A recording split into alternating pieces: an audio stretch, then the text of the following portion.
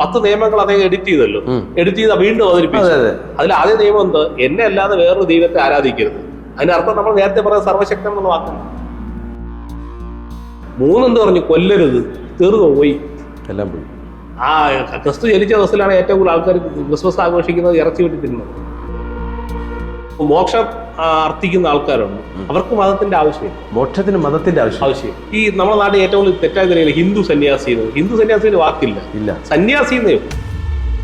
ഒരു ഗ്രാമത്തിലൂടെ സഞ്ചരിക്കുമ്പോൾ ഒരു മാവിൽ നിന്ന് ഒരു മാങ്ങ വീണ് കഴിച്ചാൽ രണ്ടാമത്തെ മാങ്ങ എടുത്ത് കഴിക്കാൻ നിൽക്കാൻ പാടില്ല. കാരണം അറ്റാച്ച്മെന്റ് ആ ഗ്രാമത്തിനോടുണ്ടാവും, മാങ്ങയോടുണ്ടാവും. ഇടം വിട്ട് പോകണമെന്നാണ് വിധി സന്യാസിയുടെ. ഇന്ന് നമ്മോടൊപ്പം സംസാരിക്കാൻ എത്തിയിരിക്കുന്നത് അഭിലാഷ് ആര്യാണ്. സ്വാഗതം. ഉദാഹരണത്തിന് ലോകത്ത് ദൈവം ഉണ്ടോ ഇല്ലയോ എന്ന് ഉറപ്പാക്കിയിട്ട് പോരെ ദൈവത്തെ ആരാധിക്കും. അപ്പൊ സർവശക്തൻ എന്ന വാക്കുകൊണ്ട് ഒറ്റ കാര്യം മനസ്സിലാവും, അത് ഏകമാണെന്ന് മനസ്സിലാവും. ഏകം രണ്ടില്ല. കാരണം രണ്ടുപേരുണ്ടെങ്കിൽ സർവശക്തനാവൂലല്ലോ. ഈശ്വരനോളം ശക്തിയുള്ള ചെകുത്താൻ അപ്പുറത്തുണ്ടെന്ന് വാദമുണ്ടായാൽ, ചെകുത്താൻ വന്നാലും ഈ സെമറ്റിക് മതങ്ങളുടെ ദൈവം പൊളിഞ്ഞു പോകും. കാര്യം എന്താണ്? കാരണം ചെകുത്താൻ വന്നാൽ സർവശക്തൻ അല്ലാതായി തീരും അവരുടെ ദൈവം.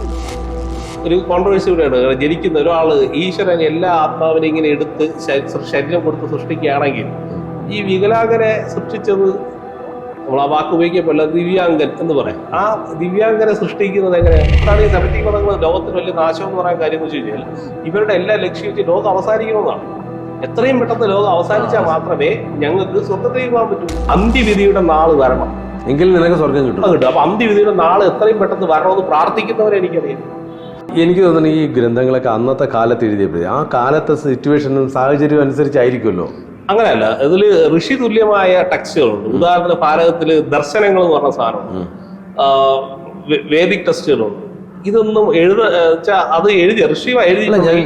എന്റെ ഒരു അഭിപ്രായം, അതൊക്കെ സയന്റിഫിക് എഴുതി. ഖുർആനായിരുന്നാലും ബൈബിളായിരുന്നാലും അന്നത്തെ ജീവിത സാഹചര്യം വെച്ചുകൊണ്ടായിരിക്കുമല്ലോ. ഞാൻ പറഞ്ഞത് ചരിത്രമുണ്ടെങ്കിൽ അത് മതഗ്രന്ഥമായിട്ട് നമുക്ക് അംഗീകരിക്കാം, ഫിലോസഫിക്കൽ ഗ്രന്ഥമായിട്ട് അംഗീകരിക്കാൻ പറ്റില്ല. ചരിത്രമാണ്. ഉദാഹരണത്തിന് ഏതെങ്കിലും ഇപ്പോൾ രാമായണമാകട്ടെ, മഹാഭാരതമാകട്ടെ, ഖുർആൻ ആയിക്കോട്ടെ, ബൈബിൾ ആയിക്കോട്ടെ, ഇതെല്ലാം മനുഷ്യൻ ജനിച്ച് ജീവിച്ച് മരിക്കുന്ന കാലഘട്ടത്തെ കുറിക്കുന്നതാണ് സാധനം വരുന്നത്. ഹിസ്റ്റോറിക്കൽ സാധനങ്ങളാണ് വരുന്നത്, അല്ലേ? അതെ അതെ, അങ്ങനെയല്ലേ വരുന്നത്. അപ്പൊ ഈശ്വരനാണ് ഇതൊക്കെ ചെയ്യുന്നുണ്ടെങ്കിൽ ഈശ്വരൻ സൃഷ്ടി നടത്തുന്ന സമയത്ത് ഭൂമിയെ ഇല്ല, പിന്നെ എങ്ങനെ ചരിത്രം ഉണ്ടാവും? ഏലിയന്റെ സംശയം അതാണ്. ഏലിയൻ വരുമ്പോഴേക്ക് സൃഷ്ടി നടത്തുമ്പോൾ ഭൂമി ഇല്ലല്ലോ. അപ്പൊ പിന്നെ ഭൂമിയുണ്ട്, ഭൂമിക്കകത്ത് ഭൂഖണ്ഡമുണ്ട്, അവിടെ രാജ്യങ്ങളുണ്ട്, രാജ്യത്തിന് പേര്, രാജാക്കന്മാരെ പേര്, രാജാക്കന്മാരെ ദൈവമായി കാണുന്ന വ്യവസ്ഥ ഒന്നും വേണ്ട. ഇപ്പൊ മതത്തിൽ നമ്മൾ ഈശ്വരനെ ആരാധിക്കുന്ന ആൾക്കാരെല്ലാം ജനിച്ചൊരു നക്ഷത്രം കാണും, ഒരു ദിവസം കാണും. നമ്മൾ ബർത്ത്ഡേ ഒക്കെ നമുക്ക് അവധി, മഹാദേവന് തിരുവാതിര, ഗണപതിക്ക് യേശുവിന് ക്രിസ്മസ് ആഘോഷിക്കുന്നുണ്ട്, നബി ഇതുണ്ട്, ആരായിക്കോട്ടെ. ഇവരെല്ലാം ദൈവികമായ ശക്തിയുള്ളവരാണെങ്കിൽ ഇവര് വന്ന് ജനിക്കുന്ന സമയത്ത് ഈ ഭൂമിയിൽ കണ്ണുറന്ന് നോക്കുമ്പോൾ എന്തൊക്കെ ഉണ്ട്? അച്ഛനുണ്ട്, അമ്മയുണ്ട്, മലയുണ്ട്, പുഴയുണ്ട്, ഓക്സിജൻ ഉണ്ട്. അതായത് തിന്നാനും കുടിക്കാനും ജീവിക്കാനും മറ്റ് ജീവജാലങ്ങൾക്കുള്ള എല്ലാ വ്യവസ്ഥയും ഇവിടെ ഉള്ളിടത്താണല്ലോ ഇവർ ജനിക്കുന്നത്. പിന്നെ ഇവരെങ്ങനെ കർത്തൃത്വം എടുക്കും? കർത്തൃത്വം എങ്ങനെയാണ്? സൃഷ്ടാവ് എങ്ങനെ ഇവരാവുന്നു? ആവില്ല. ഒരു സൃഷ്ടിക്ക് അകത്ത് ജനിച്ചവരെങ്ങനെ സൃഷ്ടാവും? അല്ല, ഇവര് പറയുന്നത് എന്താണ്? ദൈവം ഞാനല്ല, അതെ, മറ്റൊന്നാണ്. ഇപ്പം യഹോവ, ബൈബിളിൽ പറയുന്നത് ക്രിസ്തു പറഞ്ഞു. ഞാൻ ക്രിസ്തുവിനെതിരായിട്ടല്ല പറയുന്നത്, ഞാനൊരു യോഗിയായിട്ടാണ് അദ്ദേഹത്തെ. അപ്പൊ അദ്ദേഹം പറഞ്ഞൊരു കാര്യമുണ്ട്, ഞാൻ അയോഗ്യൻ എത്ര എന്നെ അല്ല ആരാധിപ്പൻ സർവശക്തനായ പിതാവിനെത്ര. അതെ, ഗിരിപ്രഭാഷണത്തില് അദ്ദേഹം കൃത്യമായിട്ട് ഗിരിപ്രഭാഷണം പറയുന്നുണ്ട്. പിന്നെ വേറെ സംഭവം എന്ന് വെച്ച് കഴിഞ്ഞാൽ അതില് 10 നിയമങ്ങൾ അദ്ദേഹം എഡിറ്റ് ചെയ്തല്ലോ. എഡിറ്റ് ചെയ്ത വീണ്ടും അവതരിപ്പിച്ചു. അതിൽ ആദ്യ നിയമം എന്ത്? എന്നെ അല്ലാതെ വേറൊരു ദൈവത്തെ ആരാധിക്കരുത്. അതിനർത്ഥം നമ്മൾ നേരത്തെ പറഞ്ഞ സർവശക്തൻ എന്നുള്ള വാക്കാണ്. തീർച്ചയായും. അടുത്ത, എന്നെ ഒരു പ്രതീകമായി ആരാധിക്കാൻ പാടില്ല. അതിനർത്ഥം എന്താണ്? ഞാൻ ശരീരമില്ലാത്തവനാണ്, ഞാൻ സൃഷ്ടിച്ച വസ്തുവിൽ തന്നെ എന്നെ ആരാധിക്കരുത്. 3 എന്ത് പറഞ്ഞു? കൊല്ലരുത്. തീർന്നു പോയി, എല്ലാം പോയി. ആ ക്രിസ്തു ജനിച്ച ദിവസത്തിലാണ് ഏറ്റവും കൂടുതൽ ആൾക്കാർ ക്രിസ്മസ് ആഘോഷിക്കുന്നത്, ഇറച്ചി വെട്ടി തിന്നുന്നത്. ഉയർത്തേ പിന്നെ നാള് കഴിക്കും. കൊല്ലരുന്നുള്ള വാക്കോടെ വർക്ക് ചെയ്യുന്നില്ല. അല്ല, അപ്പൊ ആക്ച്വലി മതത്തിന്റെ നിയമം അനുസരിക്കുന്നില്ല മതങ്ങളാരും. ശരിയാ, മനസ്സിലായില്ലേ? ഒരു മതം, ഞാൻ ഉദാഹരണം ക്രിസ്ത്യാനിറ്റി അല്ല പറഞ്ഞ, അർത്ഥം ഇസ്ലാം എടുത്താലും ഹൈന്ദവമായി എടുത്താലും എല്ലാ മതങ്ങളും മതത്തിന്റെ സിസ്റ്റം. ഇപ്പൊ വേദത്തെ അംഗീകരിക്കുന്നു, പക്ഷെ വേദത്തിന്റെ രീതി ജീവിക്കില്ല. വേദത്തെ അംഗീകരിക്കുന്നു, പക്ഷെ ജീവിക്കില്ല. മനുഷ്യനെ സംബന്ധിച്ചോളം അവന് ജീവിച്ചു പോകാൻ വേണ്ടി ഒരു ഫിലോസഫി വേണം, അതിനോട് ചേർന്ന് നിൽക്കുന്ന ഒരു സാധനം വേണമെന്നേ ഉള്ളൂ. അത്രേ ഉള്ളൂ. പറ്റുമെങ്കിൽ എന്റേതായ പുതിയ സാധനം കൂടെ ആഡ് ചെയ്യാൻ പറ്റുമെന്ന് തോന്നുന്നു. അങ്ങനെയാണല്ലോ പ്രസ്ഥാനം കൊണ്ടുവരുന്നത്. ഇപ്പം നമ്മളിപ്പോൾ പറയുമ്പോൾ പറയാമല്ലോ, ഞാനിപ്പം 80-കൾക്ക് ശേഷം ജനിച്ച ആളുകൾ, അപ്പോൾ അവർ ഒരു ജീവിച്ച ശൈലിയല്ല 90-ത്തെ. ഇപ്പോൾ നമ്മൾ 90, 2000, 2000 കണ്ട ഈ ജനറേഷൻ ഗ്യാപ്പ് മൊത്തം കണ്ടവരാണ് ഈ 80-ന് ശേഷം. രണ്ട് കാലഘട്ടം കണ്ടവരാണ് ഞാൻ TV വന്നു തുടങ്ങി. അപ്പം ഇത്തരം ചേഞ്ചസ് വരുമ്പോൾ മനുഷ്യൻ മാറി ചിന്തിച്ചു തുടങ്ങിയതാണ്. ഇപ്പം ലൈഫിൽ ജോലി വേണം, വീട് വേണം, കുടുംബം വേണം, എല്ലാം വേണം, ഒപ്പം മതവും വേണം. ഇടക്കാലത്ത് ഭക്തിയില്ലായിരുന്നു. പക്ഷെ ഈ 2020 എനിക്ക് 2012 ശേഷം ഭക്തി കൂടി. അല്ല, ഭക്തി കൂടുന്നതിന്റെ കുഴപ്പമൊന്നുമില്ല. കാരണം ഒരു മനുഷ്യനെ സംബന്ധിച്ചോളം ഈ മൈൻഡ് ക്ലിയർ ആയിരിക്കുക എന്നുള്ള അനിവാര്യമാണ് എല്ലാ ഭൗതിക കാര്യം ചെയ്യുന്നതിന് വേണ്ടി. അപ്പൊ അവന് എന്തെങ്കിലും ഒരു കർമ്മം അവന് ബലം കൊടുക്കാൻ വേണ്ടി ഒരു ബലം വേണം. അതിനുവേണ്ടി ഈശ്വര സങ്കല്പം ഉണ്ട് ഇല്ലെന്നല്ല പറയണത്. അതിന് സംവിധാനങ്ങളെ കൊണ്ട് എല്ലാ മതത്തിലും ഉണ്ട്. അതിന് ഞാൻ കുറ്റം പറയുന്നതല്ല, അത് മനുഷ്യന് ആവശ്യമുണ്ടായി. ഇത് ആവശ്യമില്ലാത്ത ആൾക്കാരുണ്ട്.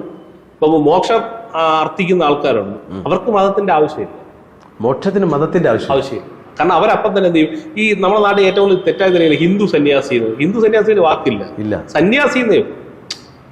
സന്യാസി കൂടുതലും മാധ്യമങ്ങളാണ് ഹിന്ദു സന്യാസി. അതൊക്കെ എന്തിനാ അങ്ങനെ ഉണ്ടാക്കുന്നത്? സന്യാസി എന്ന് വെച്ചിട്ട് എല്ലാം ഉപേക്ഷിച്ച് പോകുന്നവരാണ് സന്യാസി.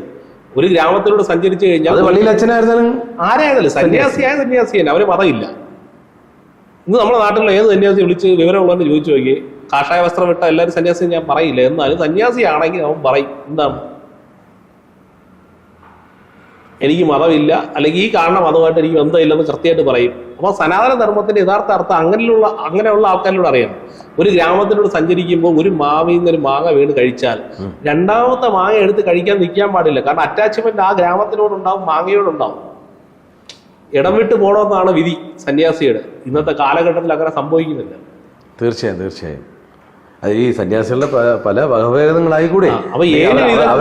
അവരെ ഏൽപ്പിച്ച കർമ്മങ്ങൾ പലതായതുകൊണ്ട് അങ്ങനെയല്ല.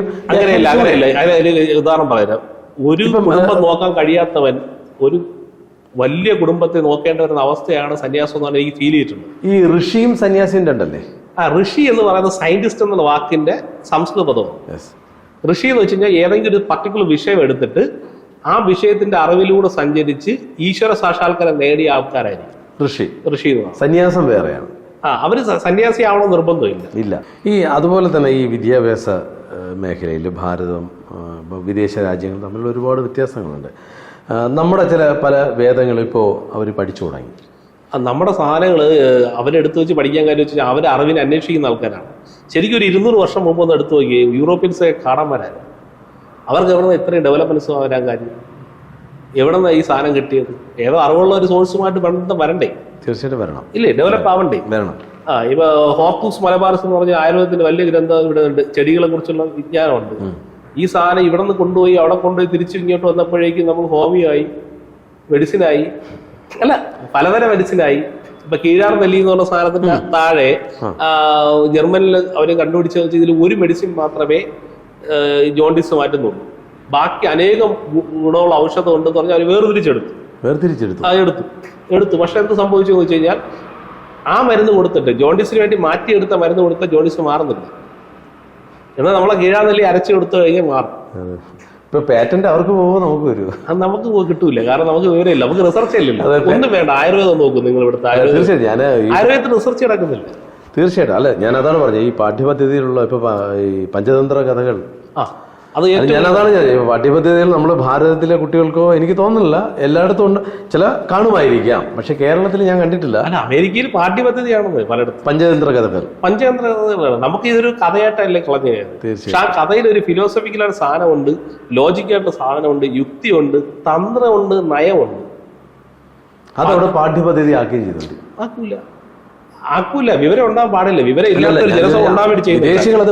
വിദേശത്തിലെ ആവശ്യമുണ്ട്, അവരുടെ ജനത വലുതാവണം ആഗ്രഹമുണ്ട്. അതുകൊണ്ടാണ് അവർ ഡെവലപ്മെന്റ്സ് ഉണ്ട്. കേരളത്തിൽ വീഴും ചിത്രകഥകളാക്കി മാത്രമേ.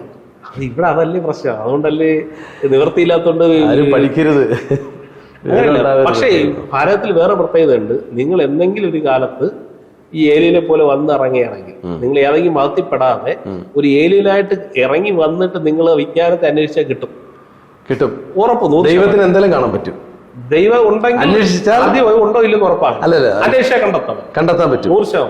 അതെ. അപ്പോൾ ദൈവം ഉണ്ട്, പക്ഷെ നമ്മൾ അന്വേഷിക്കണം. അതിപ്പോ ഞാനൊരു പരമ്പരപ്പെട്ട ആളാണ്. ഇപ്പൊ അയ്യാ ഉണ്ട്, അയ്യാ തുണൈ എന്നാണ് ഞാൻ എന്റെ പരമ്പര പഠിച്ചിട്ടുള്ളത്. അത് ദൈവം ഉണ്ട്, ദൈവം നിനക്ക് തുണയാണ്. പക്ഷെ നമ്മൾ കിണർ കുഴിക്കുമ്പോൾ വെള്ളം ഇല്ല എന്ന് പറഞ്ഞാൽ ആരെയും കിണർ കുഴിക്കും ഇല്ല, വെള്ളം ഉണ്ടെന്ന് പറഞ്ഞാൽ ഒരു പ്രതീക്ഷയോട് കുഴിക്കും. അതുപോലെ ഈശ്വരന് ഈ പറഞ്ഞ 6 സങ്കല്പം വെച്ചിട്ട് നിങ്ങൾ അന്വേഷിച്ചു പോകും, തീർച്ചയായിട്ടും. അപ്പൊ അതിൽ വേറെ പ്രശ്നമുണ്ട്. ഇതില് ഈ ദൈവസങ്കല്പവും ദേവതാ സങ്കല്പവും തമ്മിൽ ആൾക്കാർ മിക്സ് ചെയ്യാറുണ്ട്. എന്തായാലും അതൊരു മറ്റൊരു ചർച്ചാ വിഷയമാണ്. അപ്പൊ നമുക്ക് ദൈവവും ദേവതയെ കുറിച്ച് നമ്മള് പറയാൻ ഉദ്ദേശിച്ചത് ഇപ്പൊ ഏലിയൻ വന്നു കഴിഞ്ഞാൽ അവന് 6 സങ്കല്പങ്ങൾ മനസ്സിലാക്കിയാൽ അവന് ശരിക്കുള്ള വഴി കിട്ടും. അതുപോലെ ഇവിടെയുള്ള ഏലിയന്മാർക്കും, അതായത് നമ്മളെ പോലുള്ള കുറെ പുതിയ തലമുറയിൽ ഏലിയൻ ഉണ്ടാകുന്നുണ്ട്. ഇപ്പൊ എന്റെ മകനെ പോലുള്ള ആൾക്കാരൊക്കെ അവര് ഈ പറഞ്ഞ പല കാര്യങ്ങളിലും എടുക്കുന്നില്ല.